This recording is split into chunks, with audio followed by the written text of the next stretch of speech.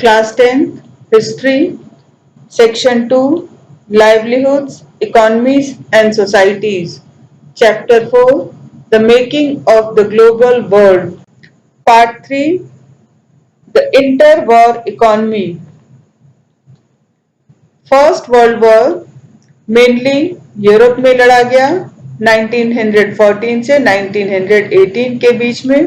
इस पीरियड में पूरी दुनिया ने लार्ज स्केल पर इकोनॉमिक एंड पॉलिटिकल इंस्टेबिलिटी को फेस किया और इसके बाद एक और कैटास्ट्रॉफिक वॉर को फेस किया, that mean second world war. And second world war, it was the catastrophic war because it causes great trouble and destruction. The First World War, it was fought between two power blocks. ये जो दो power block थे, एक तो allies का था which was comprised of Britain, France and Russia. Later on, US also joined this group, and on the opposite side there were central powers, and central powers में Germany, Austria-Hungary and Ottoman Turkey थे. First World War, it began in August 1914 and lasted more than 4 years.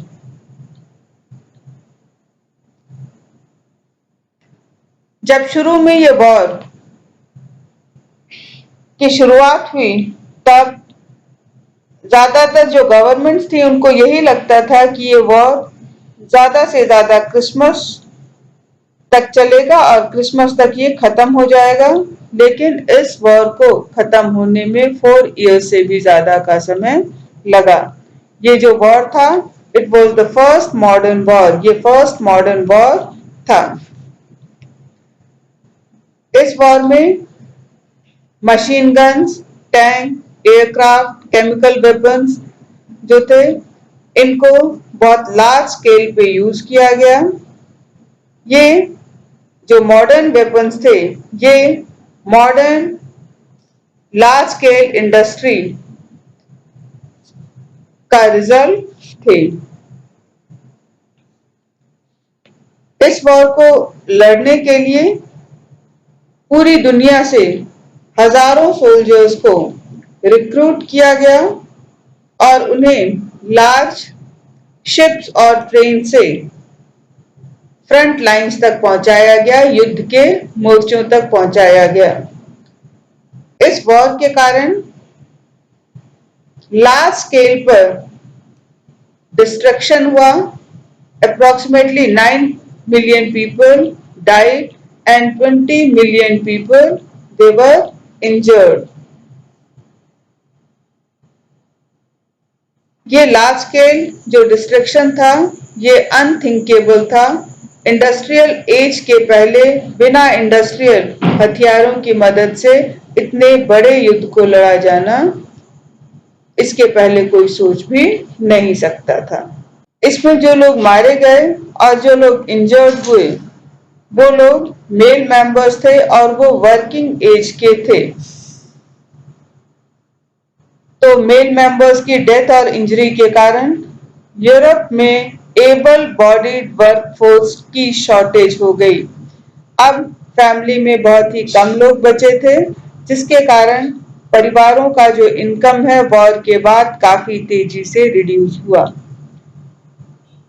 War के समय भी जो industries थी उनको restructure किया गया ताकि वॉर रिलेटेड गुड्स को प्रोड्यूस किया जा सके। एंटायर जो सोसाइटी थी उनको भी एक तरह से रीऑर्गेनाइज किया गया वॉर के लिए। इसका ये मतलब था क्योंकि जो मेल मेंबर्स थे वो बैटल में चले गए थे, वो लड़ाई लड़ने चले गए थे, इसके कारण औरतों को अपने फैमिली की देखभाल के लिए घर से बाहर निकलना पड़ा और उन्हें वो काम करना पड़ा जो कि इसके पहले सिर्फ जो आदमी थे उनसे एक्सपेक्ट किया जाता था कि वो काम जो है वो आदमी करेंगे। The inter war economy. War के कारण जो वर्ल्ड के पावरफुल लार्जेस्ट इकोनॉमिक पावर्स थे उनके बीच में इकोनॉमिक लिंक ब्रेक हुए, क्योंकि ये जो लार्जेस्ट पावर्स थे ये आपस में एक दूसरे से लड़ रहे थे। ब्रिटेन को वॉर लड़ने के लिए यूएस बैंक से और यूएस पब्लिक से बहुत सारा पैसा उधार लेना पड़ा। वॉर के कारण यूएस जो था, यूनाइटेड स्टेट्स ऑफ अमेरिका, ये एक तरह से ट्रांसफॉर्म हो गया, बदल गया, क्योंकि वॉर के पहले ये एक इंटरनेशनल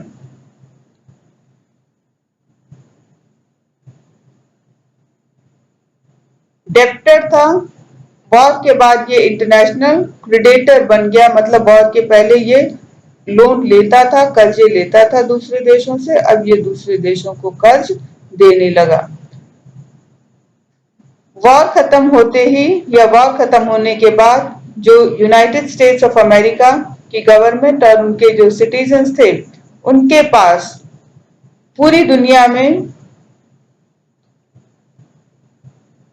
इतने एसेट्स, इतने प्रॉपर्टी या उनका इतना इन्वेस्टमेंट पूरी दुनिया में या दुनिया के दूसरे देशों में हो चुका था जितना कि फॉरेन गवर्नमेंट और सिटीजन्स का इन्वेस्टमेंट यूएस में नहीं था। कहने का मतलब यूएस एंड इनके सिटीजन्स का इन्वेस्टमेंट पूरी दुनिया में काफी ज्यादा था, बल्कि पूरे दुनिया की गवर्नमेंट और सिटीजन्स का जो इन्वेस्टमेंट था वो यूनाइटेड स्टेट्स ऑफ अमेरिका में काफी कम था।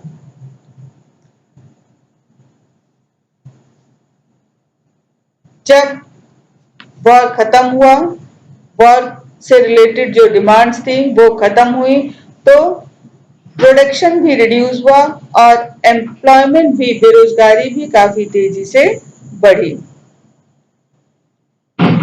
क्योंकि गवर्नमेंट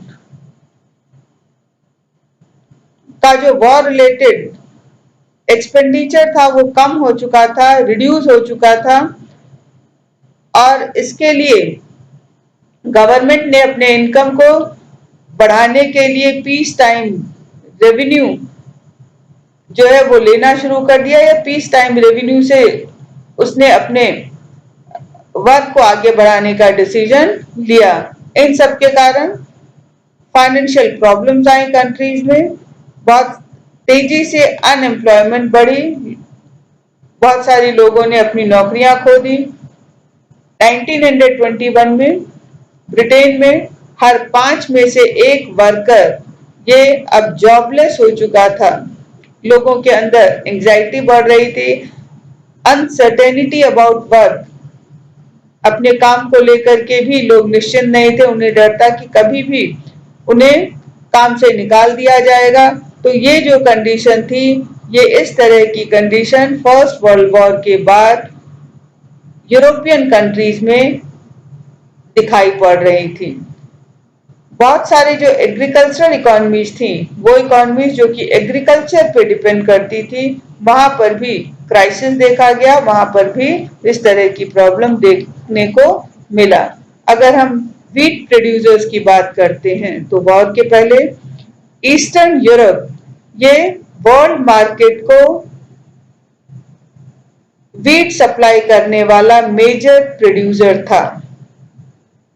फर्स्ट वर्ल्ड वॉर के समय ये जब सप्लाई डिस्टर्ब हुआ तो उस समय कनाडा, अमेरिका और ऑस्ट्रेलिया में व्हीट प्रोडक्शन काफी तेजी से बढ़ा, और अब कनाडा, अमेरिका और ऑस्ट्रेलिया भी वर्ल्ड मार्केट को व्हीट जो है वो सप्लाई करने लगे। लेकिन जब फर्स्ट वर्ल्ड वॉर खत्म हो गया, ईस्टर्न यूरोप में व्हीट का प्रोडक्शन दोबारा शुरू हो गया, तो इसके बाद अब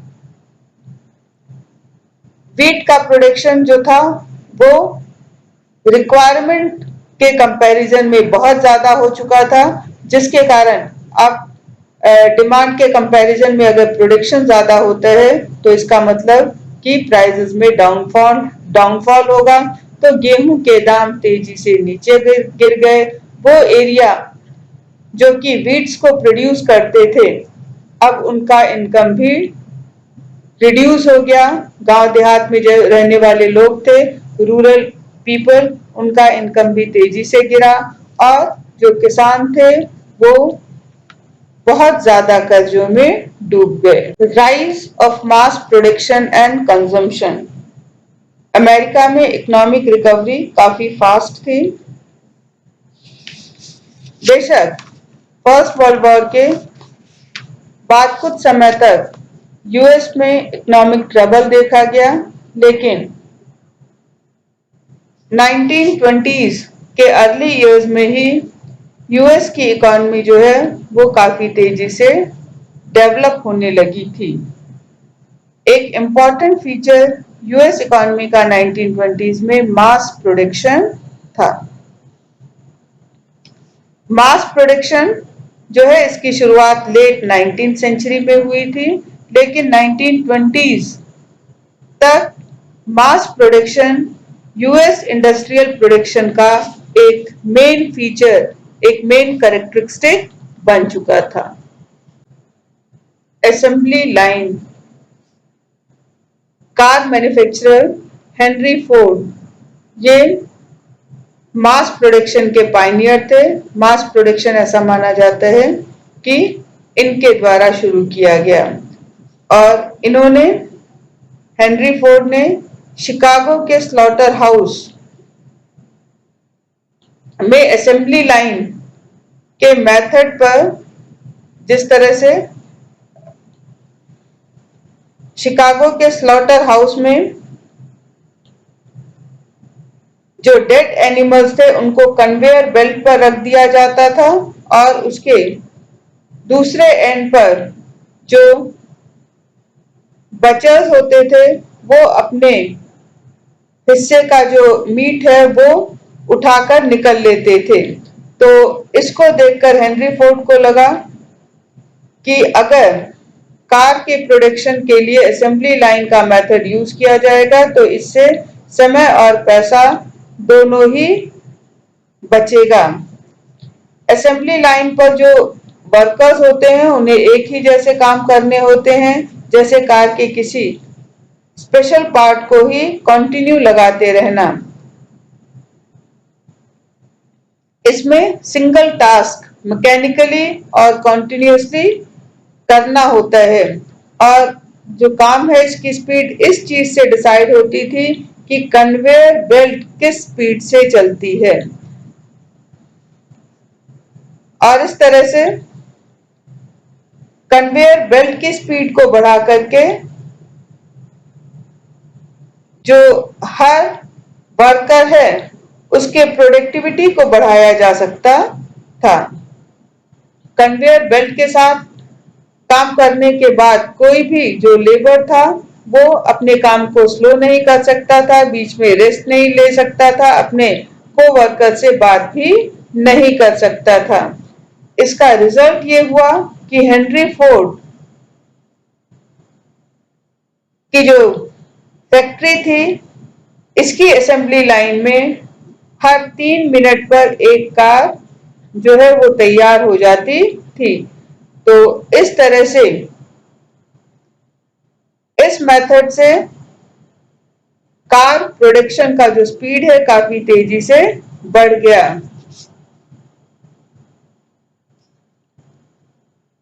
T model Ford, it was the world's first mass produced car. ये जो टी मॉडल फोर्ड है ये दुनिया की पहली मास प्रोड्यूस्ड कार थी।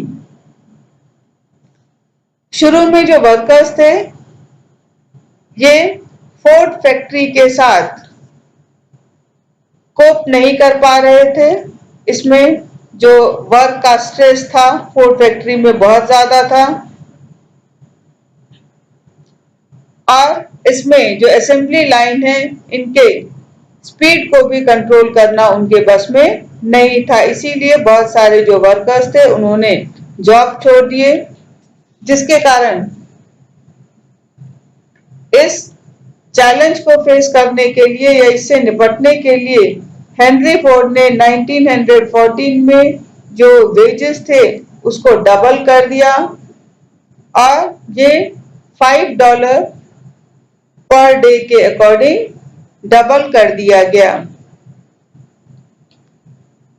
इसके साथ ही उन्होंने अपने फैक्ट्री में ट्रेड यूनियन पर भी बैन लगा दिया। हेनरी फोर्ड के प्रॉफिट में जो रिडक्शन आया था उसको हेनरी फोर्ड ने पूरा करने के लिए असेंबली लाइन की स्पीड को बार बार बढ़ाया, जिसके कारण जो वर्कर्स थे उनके ऊपर वर्क का प्रेशर काफी ज्यादा बढ़ जाता था। और हेनरी फोर्ड अपने इस डिसीजन से बहुत ज्यादा सेटिस्फाई थे और कुछ समय बाद उन्होंने ये कहा भी था कि बेस्ट कॉस्ट कटिंग डिसीजन जो था ये उनकी जिंदगी का सबसे अच्छा फैसला था। T model automobiles lined up outside the factory. Effects of mass production on US economy. Mass production के कारण जो इंडस्ट्रियल गुड्स थे उनके कॉस्ट रिड्यूस हुए।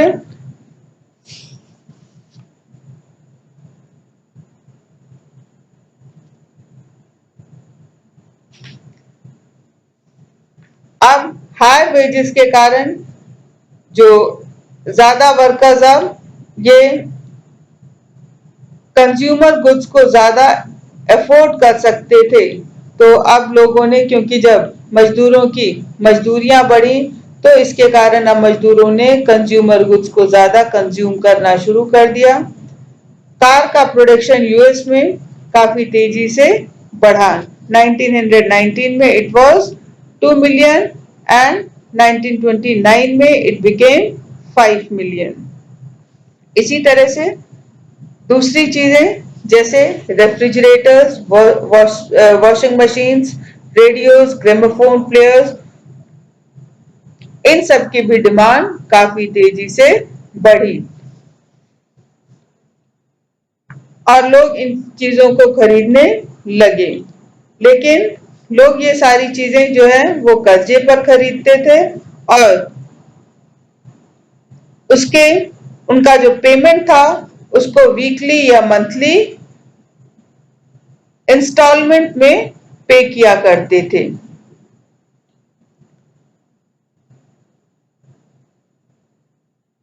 इस तरह से फ्रिज, वॉशिंग मशीन, ये जो चीजें थी, जब इनकी डिमांड बढ़ी तो इसके साथ home construction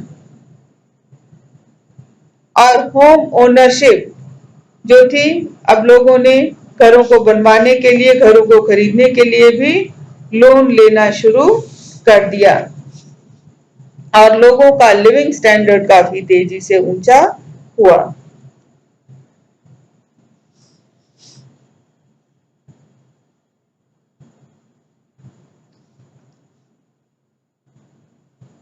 Great Depression, it began around 1929 and lasted till mid 1930s. Great Depression की शुरुआत 1929 में हुई थी और ये मिड 1930s तक चली और ये वो पीरियड था जबकि दुनिया के ज्यादातर जो हिस्से थे उनमें प्रोडक्शन, एम्प्लॉयमेंट, इनकम, ट्रेड, हर फील्ड में डिक्लाइन देखने को मिला। मतलब कि गुड्स का प्रोडक्शन रिड्यूस हुआ, अनएम्प्लॉयमेंट काफी तेजी से बढ़ा, लोगों के इनकम रिड्यूस हुए और जो इंटरनेशनल ट्रेड था वो भी, international trade with in country, ये सब चीजें भी रिड्यूस हुई। इकोनॉमिक डिप्रेशन का, ग्रेट डिप्रेशन का सबसे बुरा असर एग्रीकल्चरल रीजन्स में देखा गया, उन कम्युनिटीज, उन सोशल ग्रुप्स में देखा गया जो कि एग्रीकल्चर पे डिपेंड करते थे, क्योंकि एग्रीकल्चरल गुड्स के प्राइसेस में सबसे ज्यादा रिडक्शन देखा गया और सबसे ज्यादा समय तक जो रिडक्शन था वो एग्रीकल्चरल गुड्स में ही था in comparison to the industrial goods. Economic depression का एग्जैक्ट टाइमिंग और दुनिया के अलग अलग हिस्सों में इनका जो इम्पैक्ट था वो बेशक वेरी करता था। कहने का मतलब ग्रेट इकोनॉमिक डिप्रेशन का टाइम और उसका जो असर था वो पूरी दुनिया में एक जैसा नहीं था।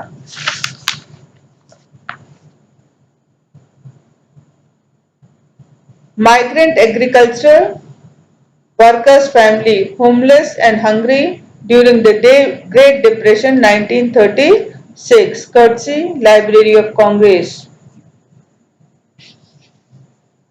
अब क्वेश्चन ये उठते हैं कि ग्रेट डिप्रेशन के मेन कॉजेस क्या थे। तो economic depression, great economic depression के जो मेन कॉजेस थे that was the combination of several factors, कई सारे जो फैक्टर्स थे उनके कॉम्बिनेशन के कारण ये डिप्रेशन इसकी शुरुआत हुई थी। पहला जो मेन रीजन था, agricultural over production remained a problem which was made worse by falling agricultural prices।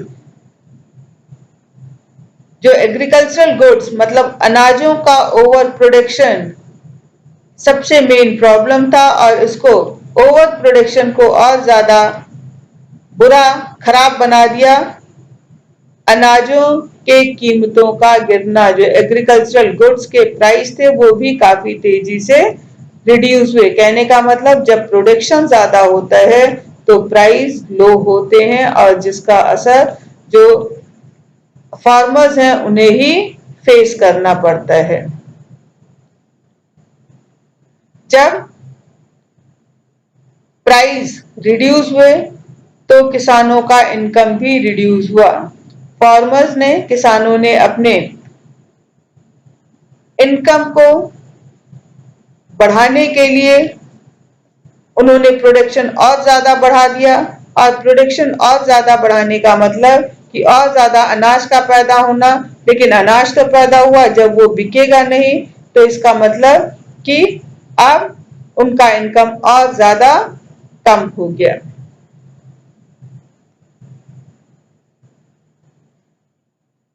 ये जो कंडीशन थी वो और ज्यादा खराब हो गई क्योंकि मार्केट में जो फूड ग्रेन्स थे वो रिक्वायरमेंट से ज्यादा पहुंच रहे थे और जब रिक्वायरमेंट से ज्यादा कोई भी चीज मार्केट में पहुंचेगी, बिकेगी नहीं, वहीं पे सड़ेगी, तो उसका ये भी मतलब था कि प्राइस और ज्यादा रिड्यूस होंगे। और इसी तरह से खेतों में ही अनाज सड़ने लगे क्योंकि अब उसको खरीदार नहीं मिल रहे थे।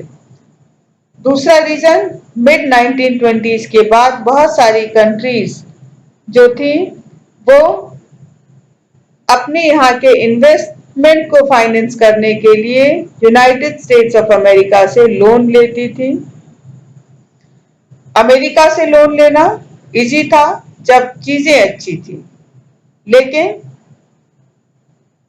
यूएस के जो ओवरसीज लेंडर्स थे उन्होंने जब इकोनॉमिक डिप्रेशन का पहला साइन देखा तभी वो एकदम से पैनिक में आ गए और पैनिक में आने के बाद उन्होंने क्या किया, अपने इन्वेस्टमेंट को वापस लेना शुरू कर दिया। अब वो कंट्रीज जो कि यूएस लोन पर डिपेंड करते थे क्योंकि लेंडर्स ने लोन वापस लेना शुरू कर दिया था, तो ऐसी कंट्रीज को बहुत ज्यादा प्रॉब्लम फेस करना पड़ा। यूरोप में इसके कारण क्या हुआ, कई सारे जो बड़े बैंक थे वो फेल होने लगे। यूरोप की करेंसी तेजी से कोलैप्स होने लगी, करेंसीज की वैल्यू तेजी से घटने लगी। जैसे ब्रिटिश पाउंड स्टर्लिंग की वैल्यू काफी तेजी से रिड्यूस हुई। लैटिन अमेरिका और दूसरी जगह पर भी अब जो एग्रीकल्चरल गुड्स थे या रॉ मटेरियल के जो प्राइसेस थे वो काफी तेजी से डाउन होने लगे। यूएस ने अपनी इकोनॉमी को प्रोटेक्ट करने के लिए यूएस में जो भी इंपोर्ट हो रहा था, जो भी चीजें यूरोप इंपोर्ट कर रहा था, उस पर यूएस ने इंपोर्ट ड्यूटीज को डबल कर दिया। अपने इकोनॉमी को या अपने ट्रेड को डिप्रेशन से बचाने के लिए।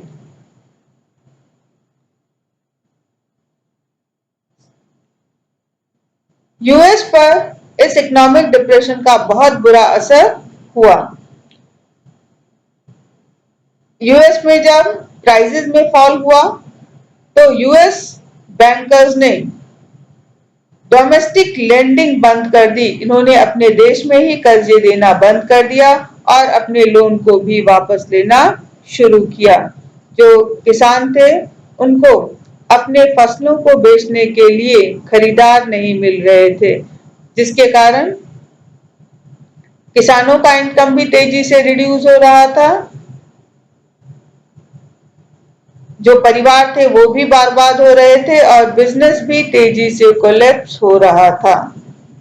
इनकम रिड्यूस होने के कारण यूएस में बहुत सारे जो परिवार ऐसे भी थे वो उन लोन को रीपे नहीं कर पा रहे थे जो उन्होंने बोरो किया था। तो जो कर्जे लिए थे उस कर्जे को वापस नहीं कर पा रहे थे, जिसके कारण मजबूर होकर लोगों को अपने घरों को बेचना पड़ा, अपनी कारों को बेचना पड़ा और दूसरे कंज्यूमर ड्यूरेबल्स को बेचना पड़ा। अनएम्प्लॉयमेंट काफी तेजी से बढ़ा और लोगों को अब काम करने के लिए लॉन्ग डिस्टेंस ट्रेवल करना पड़ा कि ताकि उन्हें कोई भी काम मिल जाए वो उसको कर सकें और उनकी इनकम बढ़ सके। यूएस का बैंकिंग सिस्टम भी तेजी से कोलैप्स हुआ, क्योंकि जो यूएस के बैंक थे वो इन्वेस्टमेंट को रिकवर नहीं कर पा रहे थे, लोन कलेक्ट नहीं कर पा रहे थे और डिपॉजिटर्स को रीपे नहीं कर पा रहे थे, जिसके कारण जो हजारों की संख्या में जो बैंक थे वो बैंकक्रप्ट हो गए और उन्हें मजबूरी में बंद कर दिया गया। ये जो number of bank closed, number of industries collapsed, तो ये जो नंबर है बहुत ज्यादा है। 1933 तक लगभग 4000 जो बैंक बंद हो चुके थे और 1929 से 1932 के बीच में 1,10,000 कंपनी जो थी वो कोलैप्स हो चुकी थी। लेकिन 1935 तक United states of America US में इकोनॉमिक रिकवरी को देखा गया और इस तरह से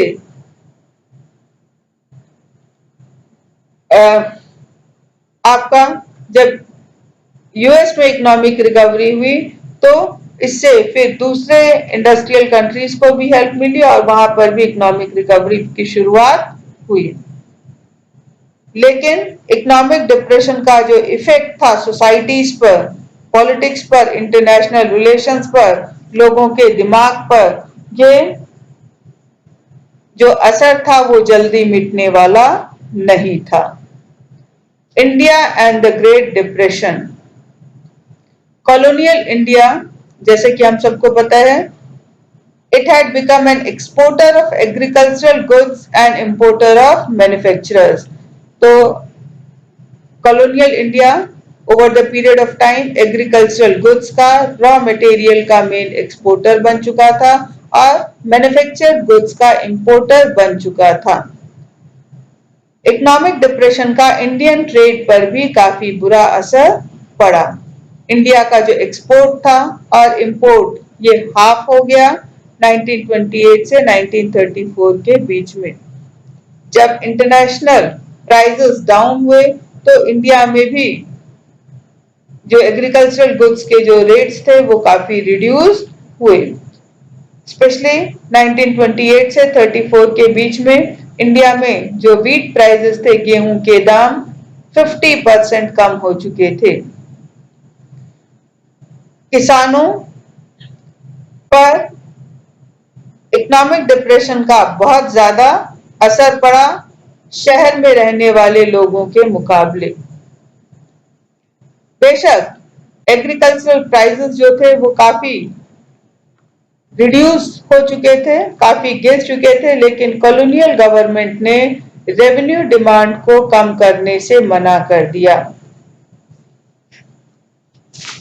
वो किसान जो कि वर्ल्ड मार्केट के लिए फूड ग्रेन्स को प्रोड्यूस कर रहे थे उन पे इसका सबसे ज्यादा असर देखने को मिला। पूरे भारत में जो किसान थे वो कर्जे में डूब चुके थे। उनकी अब उन्होंने अपने खर्चों को पूरा करने के लिए अपने सेविंग्स को यूज किया। अपने जो लैंड थे उसको भी उन्होंने गिरवी रखा। उन्होंने अपनी ज्वेलरी, अपने गहने वगैरह भी बेच दिए।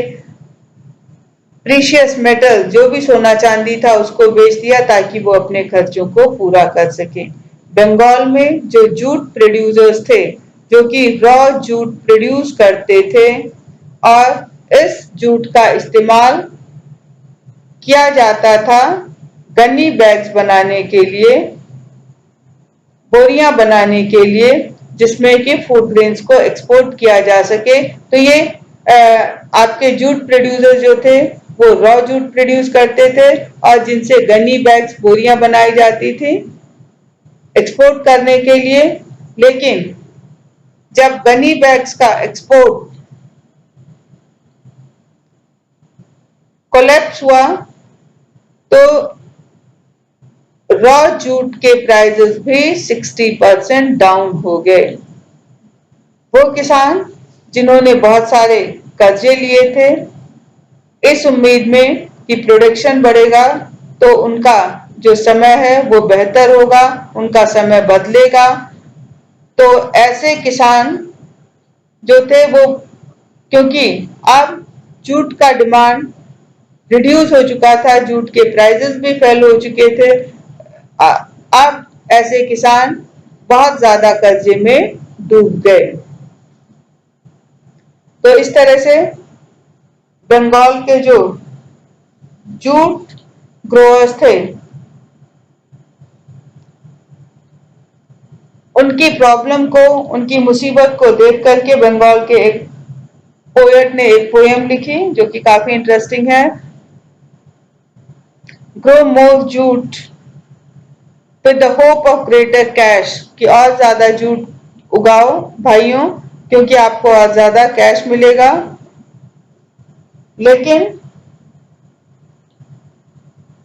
कॉस्ट और depth of jute will make your hopes get dashed, लेकिन आपका कॉस्ट के कारण और कर्जे के कारण आपके जो सारी उम्मीदें हैं वो बर्बाद हो जाएंगी।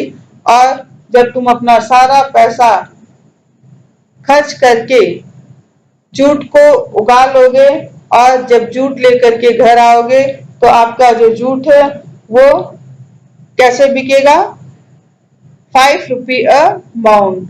तो 5 रुपी अ माउंट बिकेगा, मतलब बहुत कम रेट्स में बिकेगा और आप फिर परेशान होगे, आपकी कंडीशन और ज्यादा खराब हो जाएगी।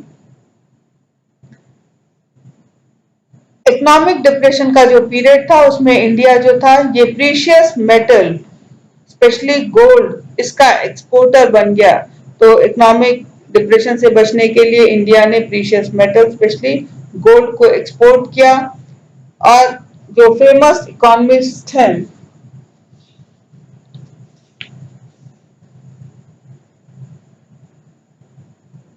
मेनार्ड कीन्स, इनका ये मानना है कि इंडियन गोल्ड एक्सपोर्ट के कारण ही पूरी दुनिया को इकोनॉमिक डिप्रेशन से बाहर निकलने का मौका मिला। गोल्ड के एक्सपोर्ट के कारण ब्रिटेन को काफी हेल्प मिली इस डिप्रेशन से रिकवरी के लिए, इस डिप्रेशन से बाहर निकलने के लिए। लेकिन इसका इंडिया के जो किसान थे उस पर कोई भी बहुत ज्यादा असर नहीं हुआ। जो भारत के गांव थे इनमें बहुत ज्यादा अनरेस्ट था, लोग बहुत ज्यादा परेशान थे और इसीलिए इनके अनरेस्ट को देखते हुए गांधी जी ने जब सिविल डिसोबीडियंस मूवमेंट शुरू किया तो इसमें किसानों ने बढ़ चढ़ के हिस्सा लिया। ये जो इकोनॉमिक डिप्रेशन था इसका असर इंडिया के अर्बन एरियाज में, भारत के शहरों में कम देखने को मिला।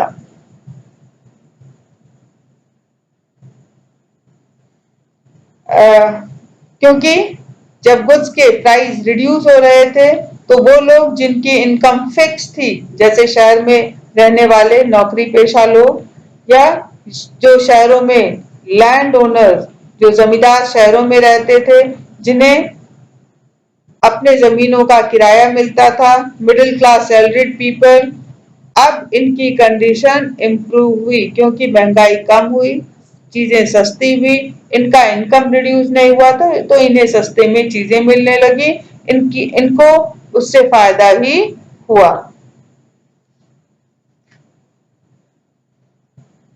बाद में इंडस्ट्रियल इनकम भी बढ़ा। तो आपका worst hit people they were the agriculture peasants. Industrial improvement भी बढ़ा क्योंकि गवर्नमेंट को टैरिफ प्रोटेक्शन एक्सटेंड करना पड़ा ताकि इंडियन इंडस्ट्रीज को प्रोटेक्ट किया जा सके, और ऐसा करने के लिए गवर्नमेंट पर जो नेशनलिस्ट लीडर्स थे उन्होंने प्रेशर डाला। तो हमारे जो फ्रीडम फाइटर्स थे उनके प्रेशर में आके ब्रिटिश गवर्नमेंट को इंडियन इंडस्ट्रीज को प्रोटेक्ट करने के लिए टैरिफ प्रोटेक्शन को एक्सटेंड करना पड़ा, जिस सब के कारण इंडियन इंडस्ट्रीज जो थी उन पर इंडस्ट्रियल इकोनॉमिक डिप्रेशन का बहुत ज्यादा एडवर्स इफेक्ट देखने को नहीं मिला था, और इंडस्ट्रियल इन्वेस्टमेंट इनफैक्ट इस पीरियड में ये बढ़ा भी।